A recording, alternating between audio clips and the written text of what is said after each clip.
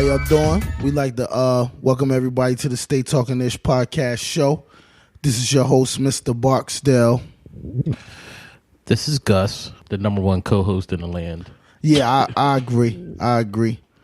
Hey, Gus, man, you know, our last couple podcast shows been lighthearted, but I kind of want to talk about this whole situation with Donald Trump, bro. I can't wait, man. Football finally going to be legalized. Football gambling, I'm sorry. Like, this what I don't understand. It just seemed like his whole campaign is running off of being racist. Like, they running around saying, let's make America great again. Let's make America white again. And I'm trying to understand, when did America stop being white? Well, number one, I don't think he particularly said, let's make it white again. I think, the racists that love him are running with it. I think it kind of implies, because, I think maybe they feeling like they losing the advantage a little bit, Time to put them people back in their place. Yeah, like, he's gone on like a big assault of Mexicans and Muslims in his speeches and a lot of things that he said in public. I'm not Mexican or Muslim. I'm good. I mean, I'm light skinned. Yeah, that's we coming back into style. Yeah. Peace out to Chris Brown, J. Cole, Drake. Yeah, whatever. I'm at a loss for words with this guy, and he's actually like gaining momentum in the Republican race. People are really supporting this. You know what I mean? It's scary enough to believe that Donald Trump could actually win the Republican Party and be their number one candidate for president. We're definitely talking about Trump on this one, but I'm scared about the other side too. I mean, Hillary, the Clintons aren't, squeaky clean themselves. No, they not. Let's not forget about the mass black incarceration and and I guess the abrupt shutdown of the welfare system the way we knew it, and then it kind of led to from what I've seen, when they shut down welfare the way we knew it in like '97, it kind of had a crazy influx on crime and other things in the urban community. Removing the restrictions from investments banks that brought down the economy for a while. So yeah, until Obama came back and fixed it somewhat, but everybody hates Obama. I don't hate Obama. I think Obama did a great job restoring this country as a president. I think he did what he could. Yeah. Tried. Through all the backlash and fighting he went through to get and do the things he needed to do. But I want to stay focused on Donald Trump. So you got black people getting attacked at his speeches and rallies. One guy come out and says, we punched him in the face. Next time we have to kill him. Did you like the event? You bet I liked it. Yeah?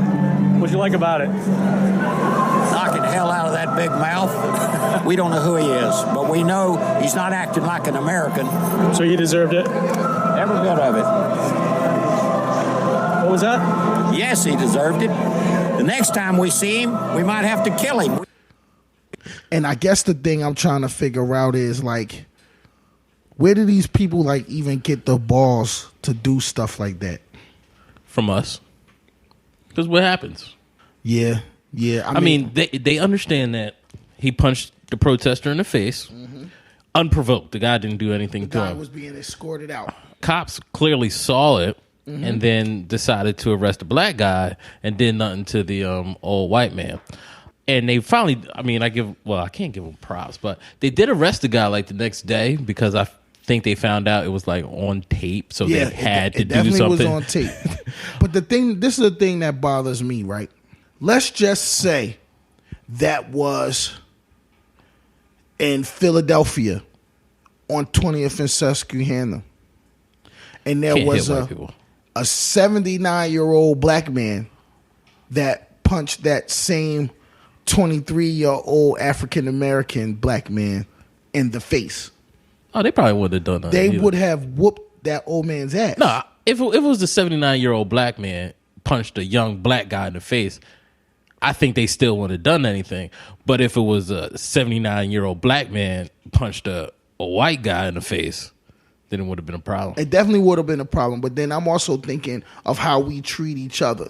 Because I honestly believe 70-year-old black man punches 23-year-old black man in the face in the hood. 79-year-old black man gets his ass beat. The 23-year-old black man is not going to take that punch in the face and walk off.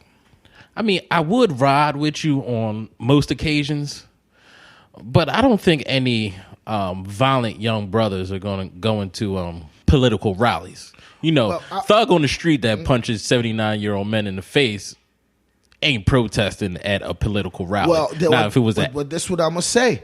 Those same quote-unquote violent young men was the same people who showed up in Chirac and said, Donald Trump, we ain't even trying to hear that bullshit. You got to get up out of here. I mean, you understand? Yeah, okay. They do show up. You understand what I'm saying? I'm gonna sit over here and just because I'm wrong, because they did show up. You know what I'm saying? Like, that whole situation that went down in Baltimore. You had Bloods, Crips, just the regular trap boys in Baltimore supporting that whole movement against what those white cops did to Freddie Gray. And of course, I don't want to turn this into a racial thing, but my thought is 79-year-old white boy should have got his ass beat. No, he should. Well, not in that particular case. Nah, right there. No. So, and the reason why I say that is just so the young black boy be safe. Because if the cops let the white boy punch him in the face, what do you think would have happened if the young black? Well, he already got arrested anyway. What would have happened if he would have punched the boy back? I mean, it might have been worse for him. It might have been worse for him, but I just think that, and I mean, people that's the audience that listening, they might be like, Ish is condoning violence. Ish wants to see a race war. I don't want to see a race war. I have white friends that I'm actually cool with, and I don't want to see anything happen to them. But in the same token, you got a guy who's running for president who'll stand up and say, you see a protester or you see a protester about to throw a tomato, punch the crap out of him, and I'm going to pay for your legal fees. So you basically saying any of these African Americans that show up to this situation, any of these Mexicans that show up to this situation, who try to interrupt any of this that's going on, you have my green light to whoop their ass in here. Yeah, for the most part. And I do have to give a shout out to some young white boys out there too that I think are riding for the cause. Riding for the cause of Donald Trump or riding for the cause of anti-Trump. Yeah, I think anybody with any sense in their mind is against Trump, because I'm gonna be quite honest, Gus. Like, I wasn't born and raised in those days that Donald Trump feels America was great, or the people that supporting him feel that America was white. But I don't want to see those days again. I don't want to see those days where, if a black kid's walking in the suburbs, you know what I'm saying, and it's going to be a problem. Yeah, that was like a couple of years ago. Nah, I mean, I think the black suburban kids, you know what I'm saying, for the most part, of course, it's a lot of inequalities with how education and things like that going on out there, but for the most part, they walk the street safely. It was a time black kid gets seen in the suburbs, if he ain't have the proper eyes with him, he might not have ever walked in the suburbs. You need a suburb pass. I mean, everybody want to talk about a ghetto pass. You need a suburb pass. I mean, you can't be walking through these streets. Yeah, you know what I'm saying? and so then you got Donald Trump, this when he speaks out against, the Islamic faith and the Muslims, of course, for myself and a lot of friends that I have that are Muslim, I just wonder, this is the same guy who came out and said President Obama wasn't American and shouldn't have been in office. Personally, I accept the slave master's religion myself, so I'm good. I mean, I want to believe that the young guy who got punched in the face coming out the rally accepted the slave master's religion too, and it didn't get him a chance. It didn't get him a pass from getting punched in the face. You gotta wonder: is Donald Trump making this a circus purposely, or is he making it his business to appeal to the class of white people that are extremely racist and would like to see America regress than progress? I hate to see what's going on with this Donald Trump thing. You know, I don't know. I like it because it's honest. This is not that hidden racism that we're used to. Mm-hmm. This is outright racism. It kind of brings to the forefront what's been hidden for a couple decades, where people were saying, "What are you talking about? No one cares anymore. No one's racist." Yeah, I do respect that Donald Trump has stepped out and pulled the wool from over people's eyes to see that it's still a lot of hate in America between other races. I don't even think it's hate because, there was a time that people, I guess, was so used to us being the servants of America, you know what I'm saying? The people that you could dump your shit on, and we worked with it, that they was used to it. And when the times changed, they hated the times changed, and we was getting more freedoms, and you couldn't go to a black person and make them do anything. We had the right to say, no, we not going to do that, or no, you're going to have to pay us a fair wage to do it. You understand what I'm saying? And as a race, regardless to what people believe in the statistics, there is more black men in college than it is black men in jail. You understand what I'm saying? There is more successful black men than it is black men doing wrong and committing crimes. And you talk about welfare, you talk about living off the system, but if you ever really did the statistics, it's more white people on welfare and living off the system than black people. And I want to believe that most of those are the Donald Trump supporters.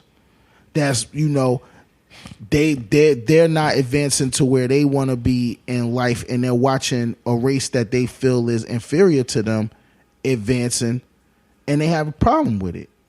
I agree. I think the biggest problem is that I guess these group of white people are seeing the advantage not there anymore. Like, you're not just going to get the job because you're white. Yep. You're just not going to get anything just because you're white. I mean, I assume it's still out there. Mm-hmm. But personally, I think, and I've seen it where, now you have, unfortunately, sometimes it's not even black people anymore. It's people of other races, but they are getting more executive jobs. Yeah. And it's more down to the point of who's going to get more done. Yeah. So we can make more money. Yeah. It's less of, let's hook up Johnny because, he's white. It's more of, look, if Habib does the job better, then we want Habib. But that's how it should be. That's how it should be. And but it's not good if that group of white people that just want to be given everything. Yeah. I mean, I can't. Well, they're used to it. Yeah, so you want me to work hard now? I just can't walk in there and get the job because, I'm Johnny and my grandfather worked for you? Yeah. I mean, this is how it's supposed to be. This is our birthright. We're supposed to get all these goodies just because. No, not no more. It's not your birthright. If you wanted to stick to your birthrights, then you should have stayed in your homeland where you had all your birthrights at. When people came to America, when they fled their countries and came to America, we ain't gonna talk about our race situation where we was allegedly kidnapped or allegedly sold. However, people recreate the history or retell the history of how the slaves actually got here, or I am gonna call them the slaves. I'm gonna call them our ancestors actually got here. We were brought here on chains. Other people were brought here on boats, and they got to sign in on Ellis Island, and check in. People could go to those books and find their ancestors that signed in and came here on their own will. We were signed in too. No. Signed in into the books that told you who you were owned by. Yeah, but that's not signing in. You know what I'm saying? No, you didn't sign in. They kind of marked you in. Yeah. And so said your value and how big you were, and your weight, and how possibly strong you were. It's like a draft. And that's when America was white. That's when they were great. That's when America was great. The Jim Crow days. That was a That's great when time. America was great. Now everybody, I wish the audience could see my face now while I'm saying this, because it's such sarcasm. That's when America was great. You know what I'm saying? America was great when y'all had control over everything. And if they had the cheat code. They definitely had the cheat code. And now, because people are fighting to break the cheat code and even and level out the playing field, now you have a businessman that's getting into politics whose campaign is Make America Great Again. And I just don't know the time when America has not been great. You know, this is a capitalistic society. Anybody could come here and create something or start a business and make a shitload of money and do a lot better and be a lot more prosperous in America than they were in their homeland. That's the problem. Yeah. The problem is that everybody that chooses to do, make the proper moves can be successful. You know, sort of like when Black Wall Street was around. Yeah. At that time, America wasn't great. They destroyed Black Wall Street. America was great again. Back to greatness. Yeah. See, exactly. And just like at the time when you had political groups like the Black Panthers and other things that the black people and the people that was tired of seeing this quote unquote great America, standing together. You had COINTELPRO and other things step in and destroy those organizations. See, and they made it great again. America See, great again. Sprinkle crack in there. Spring crack in there. Sprinkle Make it some better. crack in the neighborhood. Now America is great.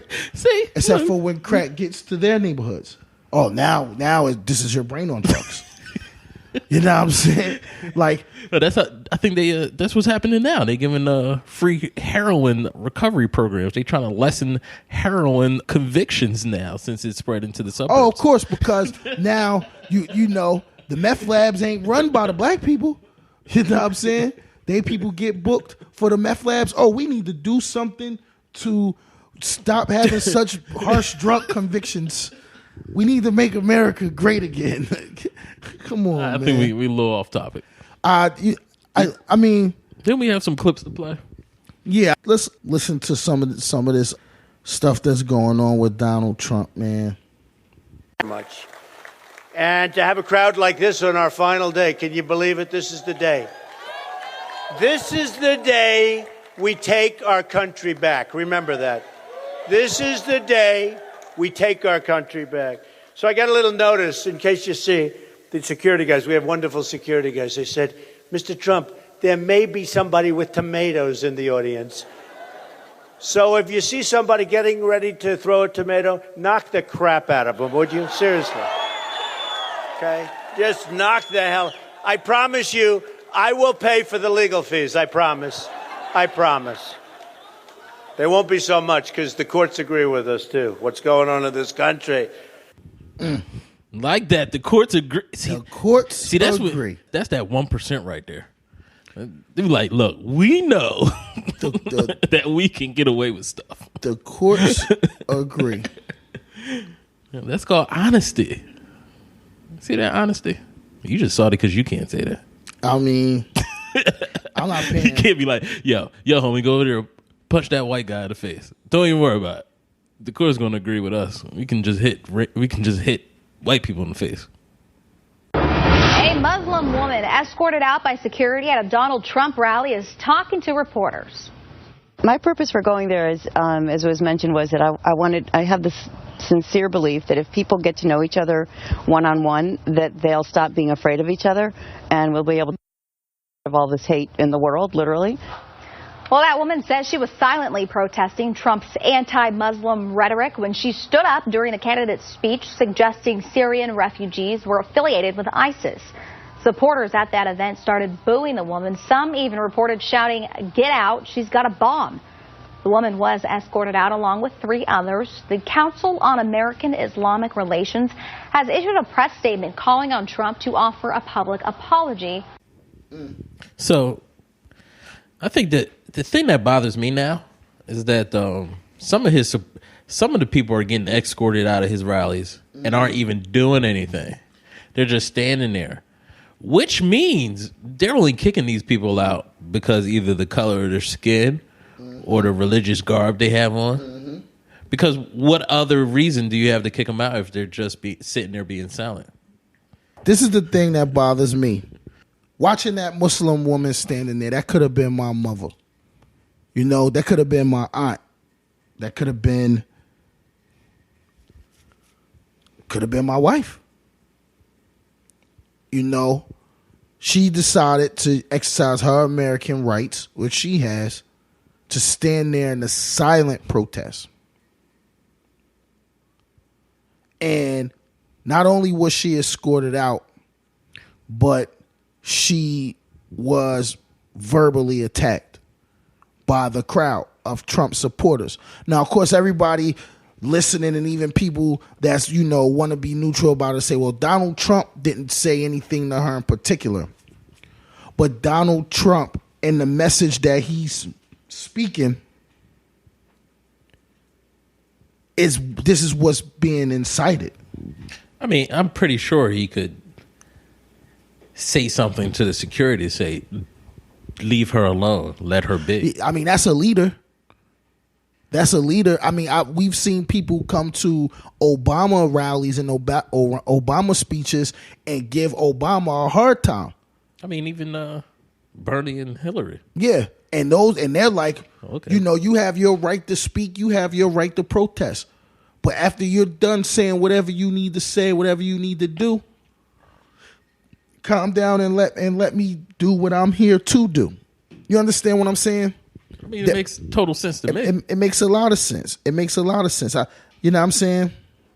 Listen to this guy. Listen to this guy. Donald J. Trump is calling for a total and complete shutdown of Muslims entering the United States until our country's representatives can figure out what the hell is going on.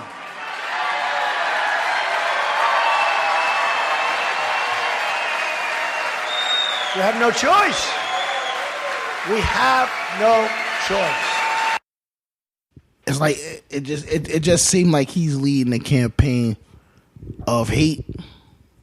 It just seemed like, you know, I take a lot of it personally. I'm not gonna lie to you, Gus. You know, being a Muslim man, you want to ban Muslims from the country?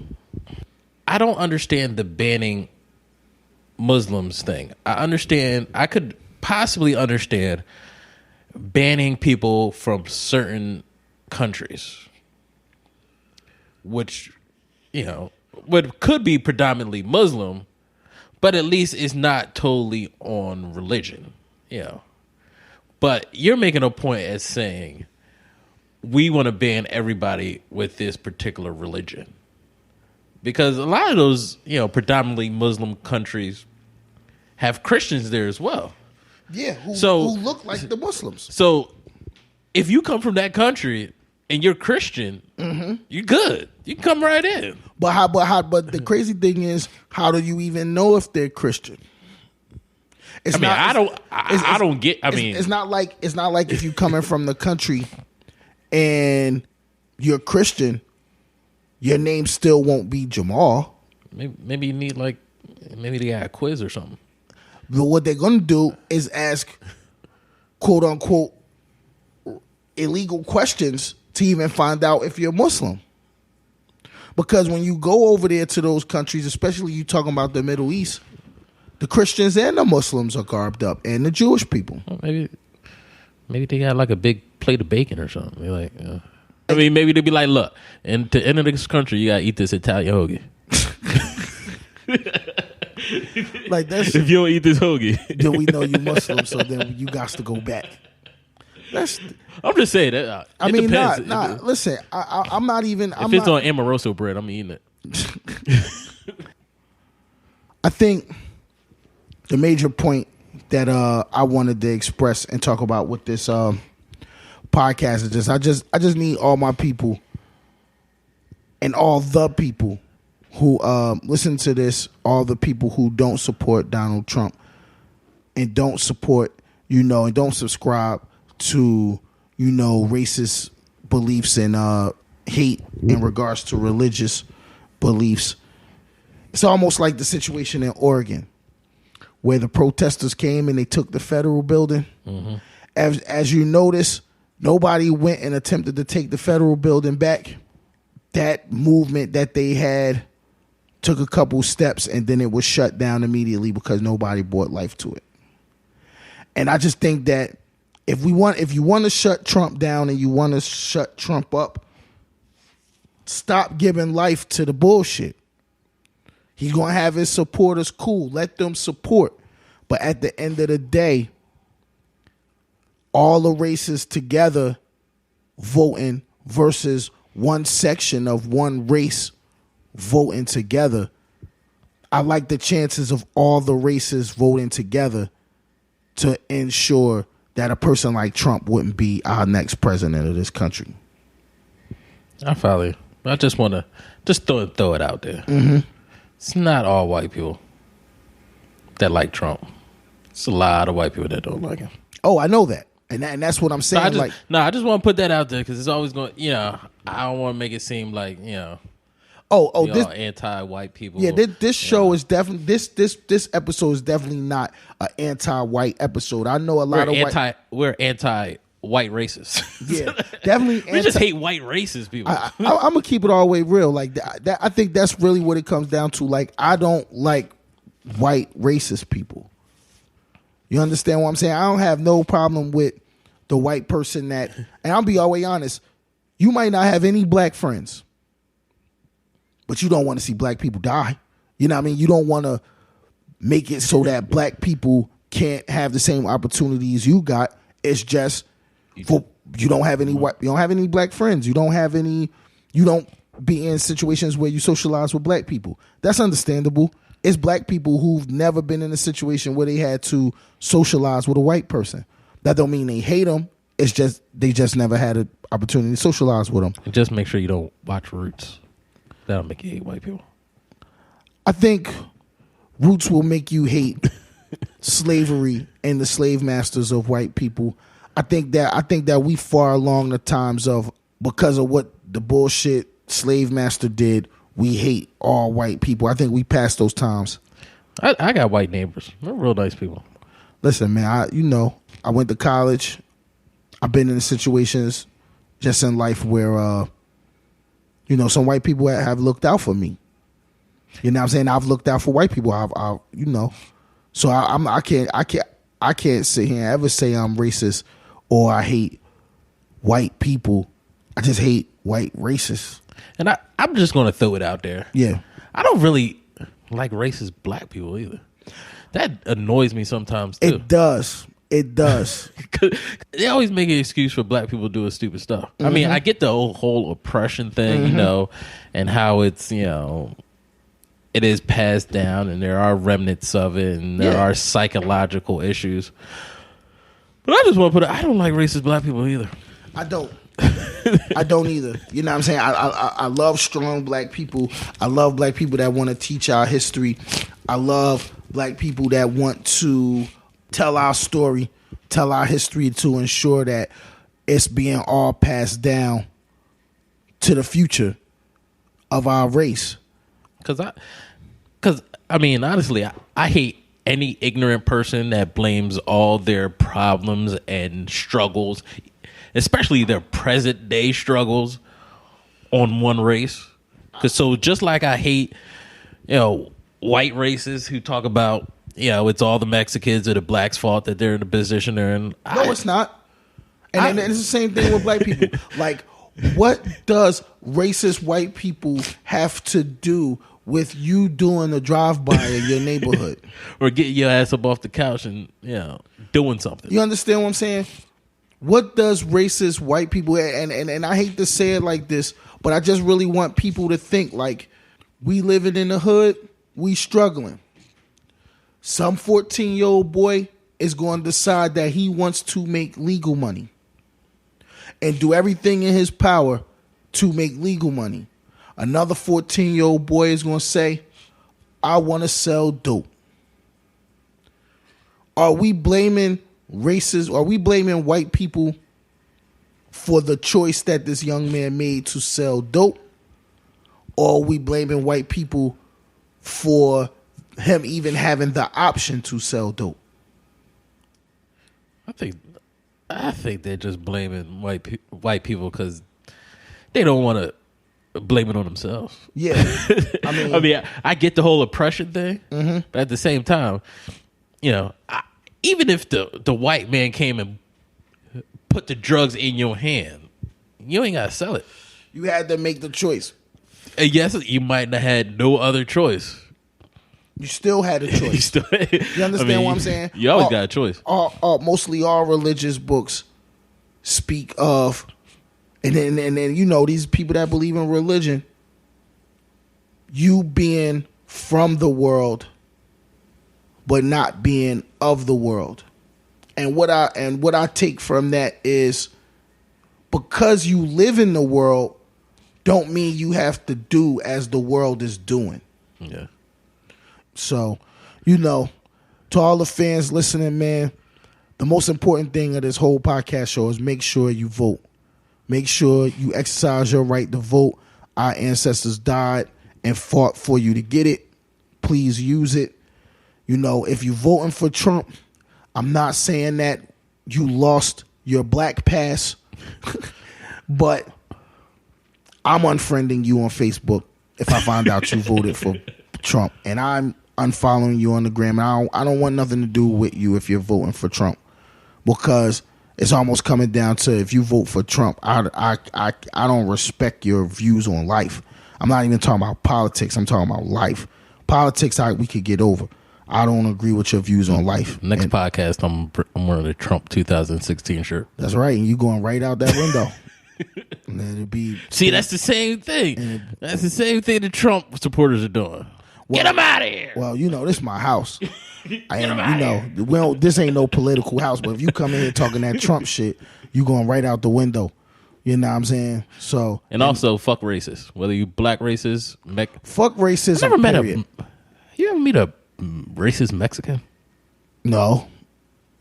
Do they have? It's probably Mexicans that feel like they don't want to be in relationships or have more than just a friendship with other races. You know what I'm saying? But that's their choice. If you're a racist Mexican, hit us up. I want to interview a racist Mexican. No, I don't. Nope. No, I just never met one before. And I like to keep it that way. Did meet some I would hate racist Puerto Ricans, but they're not really. I would hate for a racist Mexican to have to go out the window. Jazzy Jeff his ass right out the window. You know what I mean? So thank y'all for tuning in to the Stay Talking Ish podcast show. This is your host, Mr. Barxdale. Yeah, this is Gus. Make sure you go to staytalkingish.com, leave a comment. You can go to the Stay Talking Ish Facebook page. Yeah. Holla at us on the holla at us Instagram. Yeah. What else we got? We got a YouTube for the outtakes. Listen, man. Yo, we got something new called Clamor. It gives us like 24 seconds of some bullshit Barksdale be saying. Okay, it works too. Yeah. Great. Listen, thanks for all the support, man. And thanks for tuning in. Number one, like us on iTunes. Leave a review. Yeah, you know what I mean? Please. If you agree or don't agree, just leave a review. We love the support. We love the feedback. Don't give us no 1 stars, though. Give us like at least 3.5. Yeah, even if you didn't like it, give us 3.5. You know what I'm saying? That's still only, That's still only 60%. You know what I mean? Thank y'all. Have a good day. Peace. Peace.